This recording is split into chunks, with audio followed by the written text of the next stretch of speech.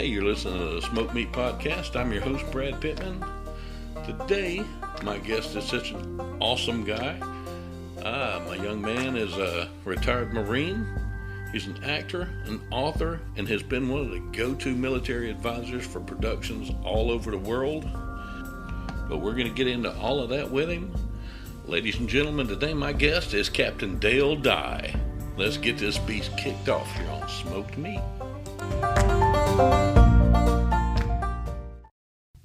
Hey, so how you doing today, Cap? I'm fine, Brad. How are you? Man, if I was any better, I would be twins. Oh yeah, Okay. yeah. Man, I tell you, I've been looking forward to this. I've been a fan forever. You got all my respect. My dad was in Vietnam. He did 3 tours over there, Hmm? and I appreciate everything that you did over there. I mean, I did the Wikipedia thing, and of course, all the awards. And man, Yeah. Well, it. Those of us who served in Vietnam are kind of getting agey, so it's nice to hear things like that. yeah, yeah. I never got to serve. I've always been a big dude, and it's funny when I've tried to get in 3 times, and each time I was overweight. Just I lost and Hmm? lost and lost, and just couldn't do it. My skeleton weighs 200 pounds, and You are a big dude, right? I got yeah, it. yeah, and it's funny. There were people who they had to be reminded to breathe, and just people who were in their own felony waivers and things like that. Last I checked, basic didn't make you not a felon anymore. It Yeah, that's it right. it didn't make you. And the recruiting problems we're having today is bringing a lot of that to the forefront. So your message is being heard somewhere. Yeah, yeah, and the one thing I do know that basic training will make you is a lot skinnier. Uh, yeah, a But lot skinnier and a lot more responsible and a lot more tolerant. I think. The great thing I always thought about the draft, which I wish we'd bring back, was the fact that it was not only an obligation to serve on the part of citizens, but it was an opportunity to learn and to meet people that you otherwise never would have had anything to do with. And I think that was an element of the great melting pot that makes America great. yeah, definitely. I wish they'd bring it back. I have 2 daughters, but I think everybody ought to have to serve at least 2 years because, like I say, Yeah, it gives you a vested interest in this country. It's not just gimme, does gimme, indeed. gimme. Yep, that's exactly right. You get to see that the nation is open and welcoming and supportive, but it requires the efforts of each citizen, and you learn that, in public service. Yeah, yeah, and I've been lucky. I've been a paramedic for 32 years, and I like to think I've served that way. Yeah, yeah, And you have. and it just it it feels good whenever you understand that you're contributing, you're making a difference in the world. And when I look at your awards, I know that there are people out there now who are alive because of things that you did that you didn't think of doing at the time. You just did them because that's who you are and what you do. Yeah, and that has to do, I think, with how I was brought up, and clearly how you were brought up. I mean, it's not about me in many cases. It's about the nation at large, the nation that gives us an opportunity to live in a great country like America. And without resorting to cliche, it is an obligation. You have an obligation to the nation that has nurtured you and given you all those opportunities. Guys like you understand that. Guys like me understand that. Definitely, definitely.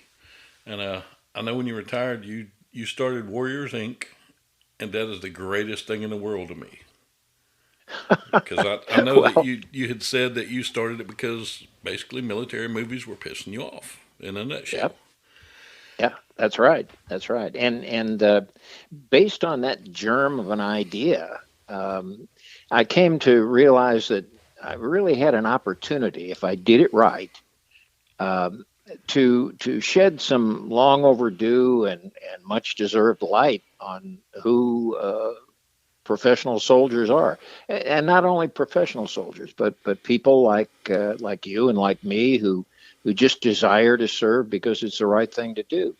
And when I got that, I had that aha moment, that idea came to me, and I said, well, I've got a tiger by the tail here. If I do this right, I'm doing much more than just contributing to entertaining people. I've got an opportunity here to give people an insight into the right kind of folks, men and women who are willing to put it on the line because it's the right thing to do. Yeah. Yeah. And, I watch medical movies, and, I'm the same way. It pisses me off so bad when I see just tiny things that no one would notice, but I do. Yeah, yeah, and paying attention to those tiny things adds to the attraction and the verisimilitude, if you will. Sorry to use that big a word, That's a good word. but but the reality of the story just sings. It comes off the screen or off the page in such a more convincing and entertaining manner if you pay attention to those details. Yeah. Yeah. There's one movie that, well, of course, Mother Jugs and Speed. That was our first one. I tell everybody that's young, I said, that's your history, because I've worked with someone like everyone on that movie. And Yeah, I've done or seen a lot of the shady things done on that movie. mm. And, Bringing Out the Dead, I've worked with someone like everybody in that movie. And I love both of those. Yeah, and it in large measure it's because they pay some attention to what's going on around the basic story. There's a tendency, and there has been a tendency for the longest time. One of the things I hope to correct in movies and television was there's a tendency on the part of Hollywood. Hollywood lives in a little bubble, a little echo chamber, and there's a tendency to believe that Americans won't know or care. What difference does it make? I mean, I can't tell you how many times I've heard that on sets. And the fact of the matter is, as you know, and as you pointed out in those two movies you mentioned, uh, people do know, even if they're not in the business, even if they're not professionals, they sense and know what's real and what's nonsense. Yeah. Yeah, in a heartbeat. I mean, like I say, there's some things that, I love the movie Backdraft. I love it. I'm also a firefighter. I haven't done it in a long time. But watching some of the things in it, I'm like, there's no way in hell. Sure. And Yeah. it takes away from it some, because everybody expects you to be like that now. Yeah. Yeah. I think that's an accurate assessment. Yeah, and it drives me insane. Every call is not a save. Everything's not always successful. No one's perfect. Like I said, I've been a paramedic for a Sure. long time, but whenever I have to do something I haven't done in a while, we have a protocol book in the back of the ambulance. I grab that book because I don't want to Sure. mess up. And Yeah, with lives at stake. I mean, you don't want to mess up. And what people don't understand, it's much like combat. I mean, in your business, I would be willing to bet that three-quarters of the calls aren't big saves or anything like that. They're routine stuff. yeah, And combat is like that. It's days and days and days of sheer boredom and sheer personal misery, interspersed with a few minutes of absolutely gut level combat. And that's the nature of things. And if you recognize that, if you show that, whether it's in a movie about paramedics or firefighters, or whether it's a movie about soldiers in a combat zone, it adds to the insight, the understanding of what it's all about and how people cope with it. yeah, yeah. And it's funny that you talk about how people cope with all this stuff. I'm I'm a big advocate of talking because, well, one, I love to talk, and also I've lost so many friends to the demons that come with our kind of jobs. Hmm. They've just couldn't handle them. They wouldn't talk about them, and they gave up. Yeah, yeah, And that's one of my prime beliefs and objectives. I think it's one of the reasons that I do movies and television. It's one of the reasons I write books. because I think there is a cathartic effect in talking about it or in writing about it. I think it gets the poison out of your guts. And so much of the if you just take the example of returning combat veterans, for instance, after the Vietnam War, nobody wanted to talk about it. And what happened was that poison, those memories, festered in their guts and in their minds for so long that it drastically and radically and unfortunately in a bad way altered their personalities. Yeah. So I'm a believer in the cathartic effect of talking about it. I hear people say, "Oh, well, I don't want to talk about it because nobody could understand." Well, then make them understand. Talk about it. Give them that insight. That's the catharsis that takes place, and that's what you need. Yeah. Yeah. And one thing I'm actually working on now is about 7 years ago I had 2 strokes. And it took me out of the game for a little while, but also being at home for 4 months, it brought up the PTSD I didn't understand that I had. Hmm. Sure. And Yeah. and I had a cook shack out at the house, just a little like a little carport thing with my grills and stuff in it. And I stayed out there for the most part. Mhm. And I have a friend who loves to hunt, but he doesn't like wild game. So when he kills something, he gives it to somebody who needs it. Well, he would Mhm. give me and my friend a hog or a deer. We would go get it, we'd clean it, and I learned how to make sausage and all kind of stuff with it. That's why I call the show Smoked Meat. Yeah. And we've moved away, and now I've got a larger cook shack. It's a 20 by 50 pavilion with a kitchen on the side of it. Oh, great. And a lot of my friends will come down there and hang out, and we'll, may have a cigar, may have a scotch, whatever. But a lot of talking gets done down there, and a lot of help gets done down there. So I'm actually working on. I want to put a pool table down there. I've got a foosball table now, and just some things to where public safety that I know where they don't even have to know me. They just have to know about me. Can come down here when they're having problems, and if it's 2 in the morning, they want to shoot a game of pool and talk about what they had to do today. Come on, I'll rack them. Yeah. Yeah. I get it, and that's a real contribution to to the basic human desire to humans are imbued, I think, genetically with a desire. We're tribal, and we essentially like to be with people, and Yeah, we let too many things stand in the way of that. Nonsense about I don't agree with you politically, or I'm hurting and nobody can understand. Well, that's all nonsense. They can. You just have to be willing to drop by Brad's place and shoot a game of pool and talk to somebody, and it starts from there. yeah. So I applaud what you're doing. Yeah, so I'm working to get that off the ground, and like I say, I'll never make money off of it. Never try to because that'll just. I mean, it's like this show. Once in a while, I'll have a sponsor on here for. I saw some Hmm. candles that I liked. They sponsored me for a while. Sent me a box of candles. Okay, cool. But I feel like if I try and make a lot of money on this thing, it won't be a hobby anymore. It'll be a business. This is kind of a therapy for me. Yeah, sure. Yeah, and it works both ways. It's therapy for you, and it's therapy for the folks who just need to talk to somebody. So again, I applaud it. Yeah, yeah. And I tell you, man, I'm just beside. I'm happy to get to talk to you. That's the cool thing about this show is people that I never thought that I would meet or get to talk to. All of a sudden, boom, we're sitting here talking like we've known each other for 20 years. Yeah, yeah. It's one of the, we were talking about the need to communicate and the need to share your thoughts. Although I don't, you're not a touchy feely guy, and I'm not either. But just talking sometimes leads you into places that you need to be and you were afraid to go. So Yeah, it's one of the things about these podcasts, and God knows I get way too many requests to do them, but I try to honor them simply because of that fact. Sometimes just talking about whatever's on your mind is the most monumental therapy that you can find. yeah, definitely, definitely. And And I'll tell you this thing. One great thing about this show, it weaves and bobs everywhere. I've gone from talking to someone about their Grammy to Bigfoot in the next Yeah. sentence. But Well, sure. And if that's what's on your mind, go with it. Yeah, I get it.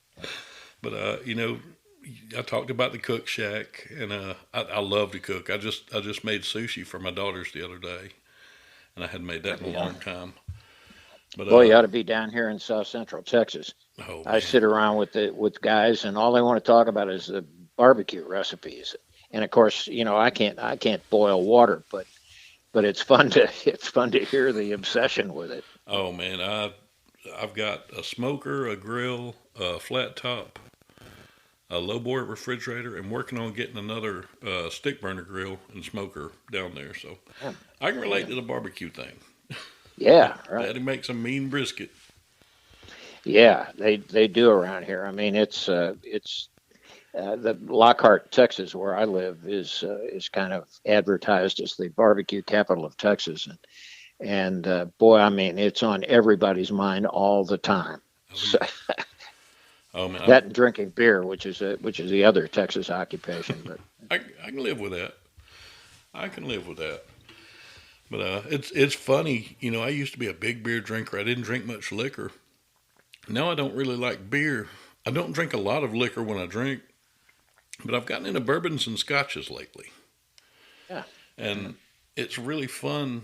My old partner Kelly, he got married not long ago, and his best friend, they're both about 23, 24 years old, and me and my old captain, we were part of the wedding party, and we were sitting and talking one night. We said, we're actually teaching this younger generation. I said, what do you mean? He said, when you were 20, 21 years old, what did you drink? I said, the cheapest crap I could find. He said, that's right. exactly. He said, we're teaching these kids about the finer things in life.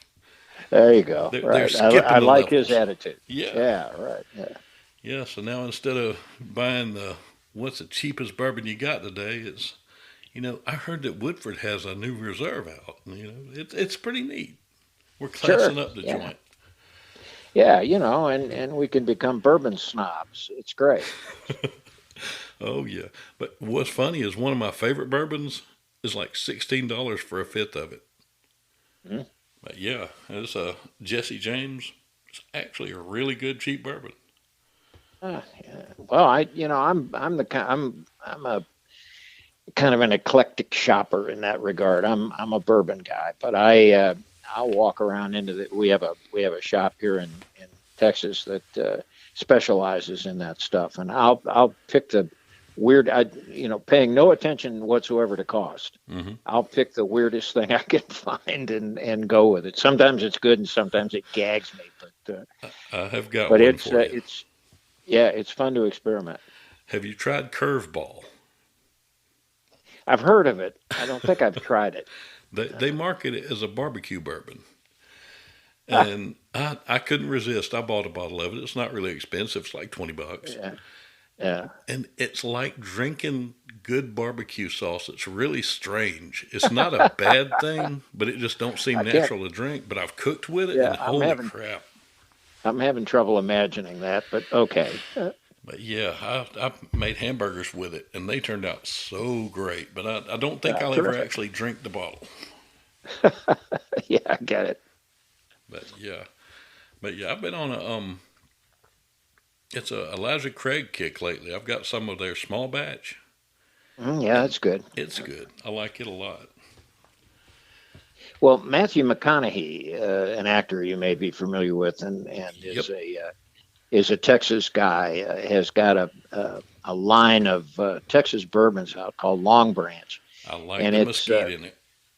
it's that's right, and it's kind of tied in with Wild Turkey, and somehow the it's an umbrella outfit or something, but that's really good. And TX bourbon down here is really good. I So haven't had that one. I've had the McConaughey. I've actually got a bottle of it in the cook shack now. yeah, yeah, good stuff. Yeah, yeah, yeah. If you ever get to film anywhere down here around Atlanta, we need to get together.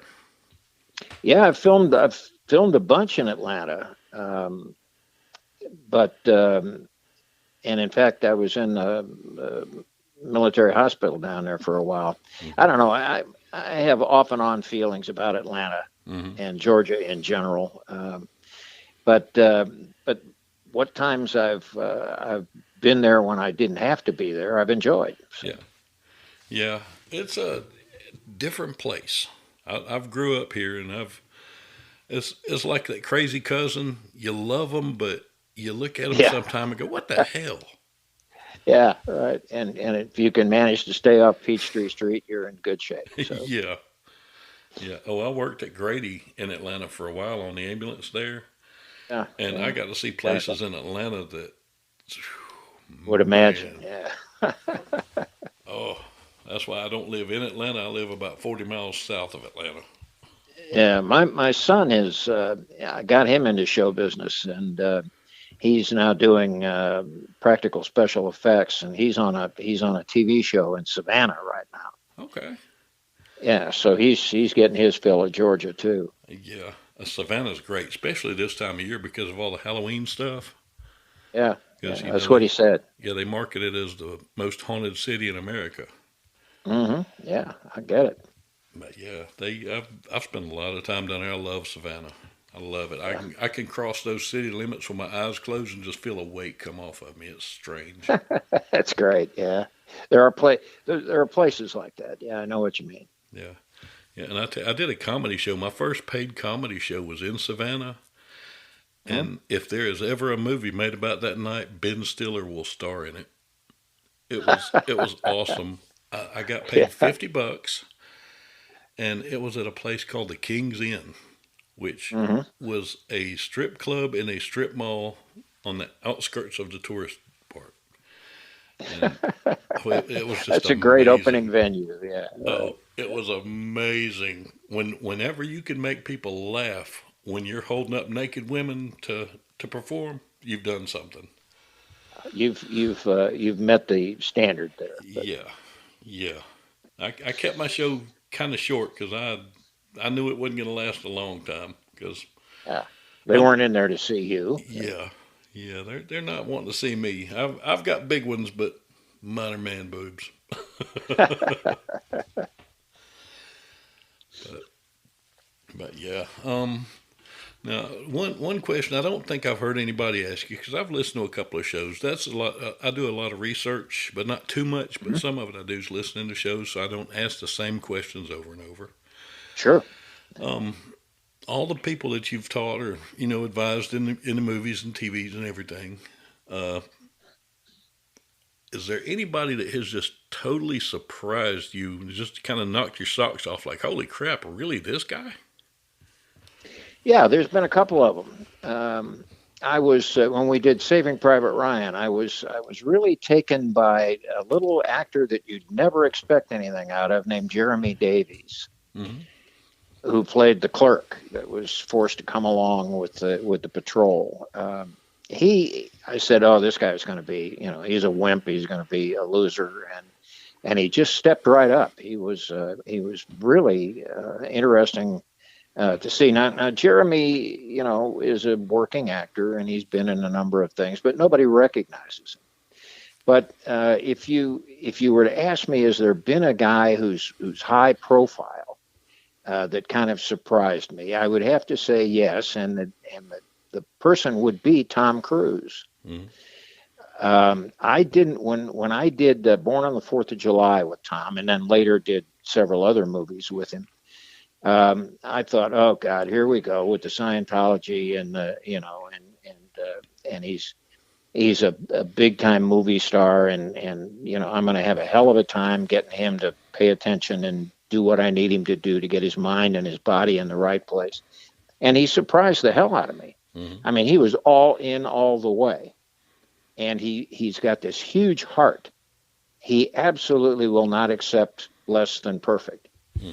and he when we were in training, he absolutely kept begging me to let me do it again. Let me do it again. I've got to learn this. I need to learn this. And I said, why do you need to learn this? And he said, well, because I'm portraying people who were willing to sacrifice, and I want to do them right.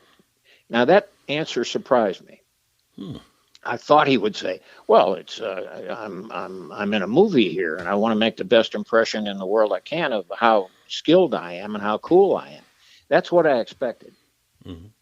not what he actually said, which was, "I need to do this right because I'm portraying some people who need the respect and understanding." When he said that, I said, "Okay, I get it. You're my guy." And so he surprised me.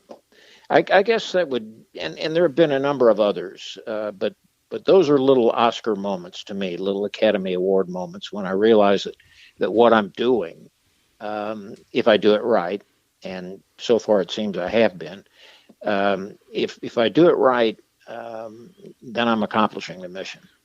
Outstanding. Yeah, that makes me feel so good about Tom Cruise because, like I say, you hear all the stuff, and then for him to throw that respect out there like that, just he just It went up in my book a lot. Well, good. He needs to because it was just shocking to me. The last thing in the world I expected from a guy like Tom Cruise, but there it was, and it led to a friendship.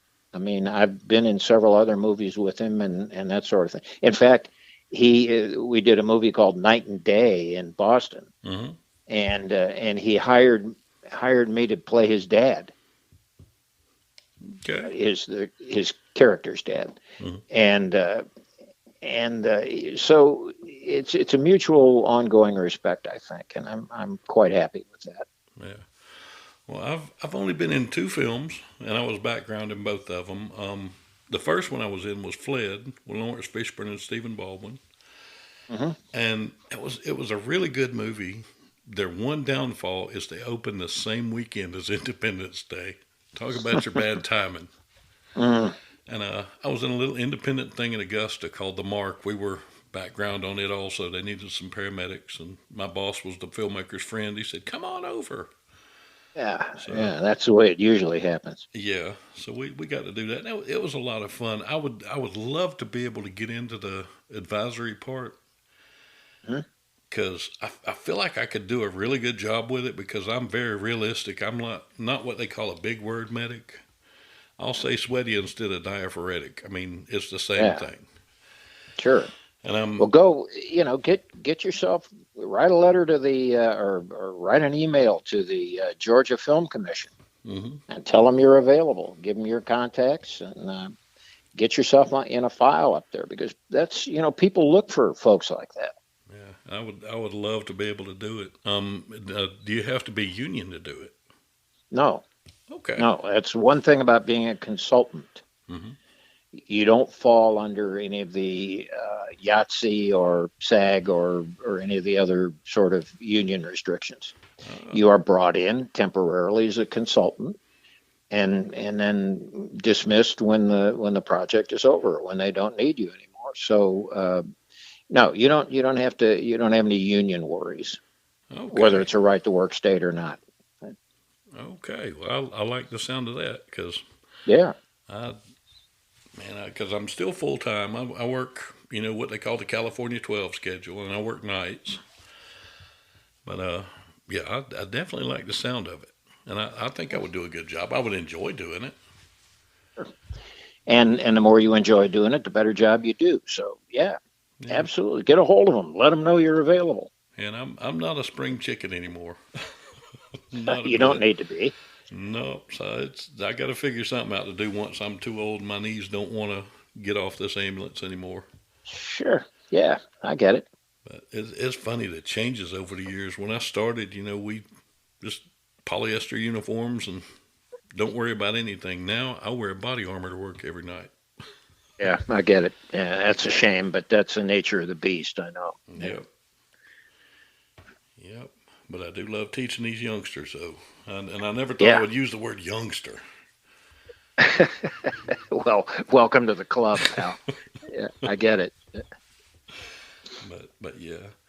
Well, Dale, I tell you, man, this has been a blast. I've had such a good time. You're welcome Well, on here good. anytime. All right. I'll keep it in mind, and you keep me in mind, and we'll see what conversation we can stretch here one of these days. I definitely will.